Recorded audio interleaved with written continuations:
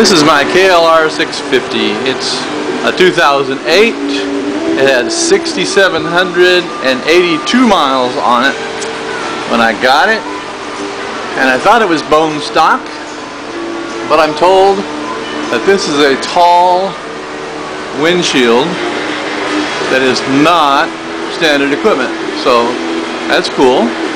Today, on this 2008 KLR 650, I have 8,281.8 miles on it, and the oil was changed just before I bought it, so today I'm going to give it my first oil change. So on this bike, it takes a 17mm socket or wrench to take off the oil plug, and I found a 17mm socket in my toolbox and a 1/2-inch drive wrench. Okay, broke the nut loose. I'm going to take it out wearing neoprene gloves so I don't get covered in oil.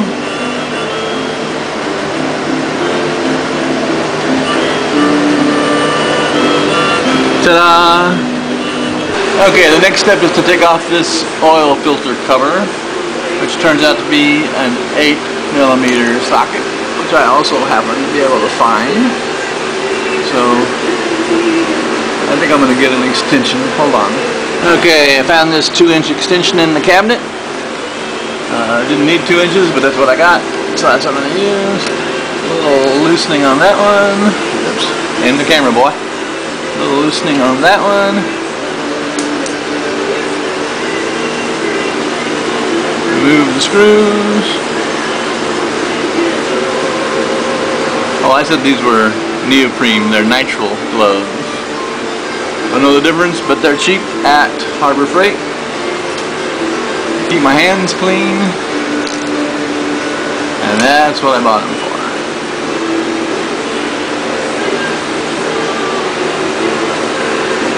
I'm hoping also to learn some tricks about editing movies, because this is the first movie I've ever attempted to make of any kind, except for my dogs running around. Okay, that's not going to come off easily, so I'll be back. Okay, so what I did was put the screwdriver underneath that tab right there and gave it just enough pressure to move the screwdriver because I didn't want to break the tab off. I moved it to here and then to here, and now it's loose. Pull it out. A little bit of oil drainage there. Let me get a paper towel. Okay, kind of irritating that the oil dripped right down into the rock guard or whatever it's called, but let me clean this out. Paper towel.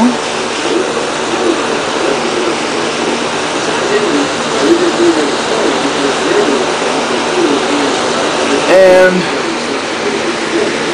see if I can get a hold of that oil filter. Awkward. Okay. Grab my trusty screwdriver.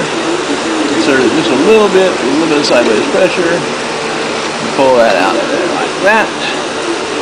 Drop the whole thing into the sump, but take this little part out. Set it on the paper towels. And then we get some more paper towels and wipe that out some more. Okay, at this point I decided to change nitrile gloves. There was nothing wrong with the other set as far as protecting my hands, but for the sake of the camera I decided to change it. Now the new oil filter I've installed, a little center pin here. I guess I'm not going to get it out. It has a taper that goes in. The oil filter itself doesn't really matter which direction it goes, it's symmetrical. Putting in a new K&N 123 filter, the one that came out said HF 123, hopefully that's not Harbor Freight. But now I'm ready to put the cover back on and put 2.5 liters or 2.6 quarts of oil in. Okay, I've got the bolt started by hand. Now I'm using the socket with the extension on it to snug them up.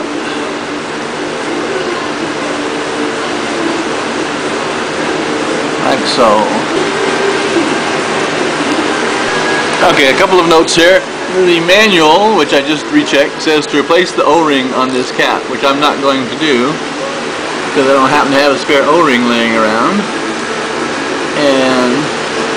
also says to torque these bolts to 78 inch-pounds, and I don't happen to have a little teeny torque wrench. I plan on picking one up at Harbor Freight, but until I do, snug plus a quarter turn seems to be tight enough. Next step, put the oil plug in and add the oil. Okay, the owner's manual says to torque the oil plug to 29 foot-pounds. So I do have a torque wrench here, but it's going to take both hands, so back to you in a second. Okay, here I am, set to 29. This is a click type torque wrench.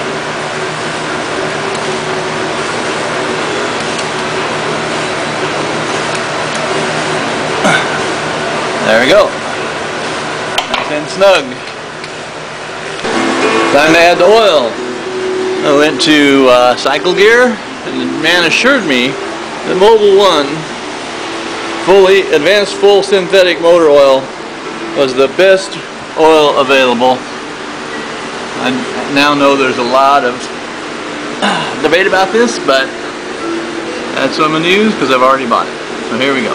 Okay, so I've put just a hair more than 2 quarts of oil, and when I tilt the bike upright, it shows a little less than halfway between those marks. So before I add any more oil, I'm going to start it and run it for a second.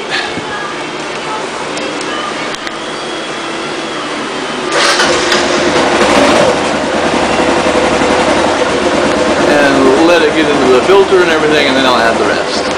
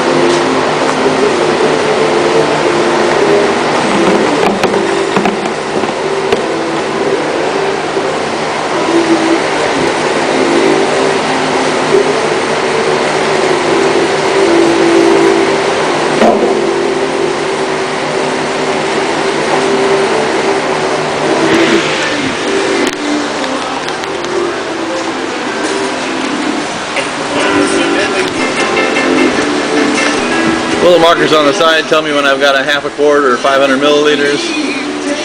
The book actually says it holds 2.6 quarts, 2.5 liters.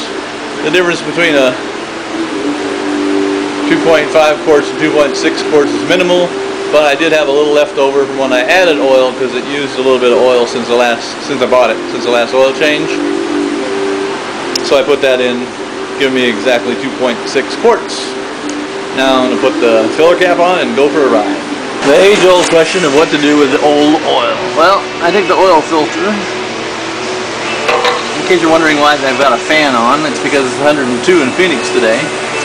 Anyway, I take the oil, put it in this paint bucket, which I can do by myself, and then I take the paint bucket through that funnel, put it back in the old can, and take it down to get it recycled when they have oil recycle day in the town I live in. And there you have it. Have a great day. Thanks for watching. One thing I forgot to add, all that pesky oil that leaked out. little brake cleaner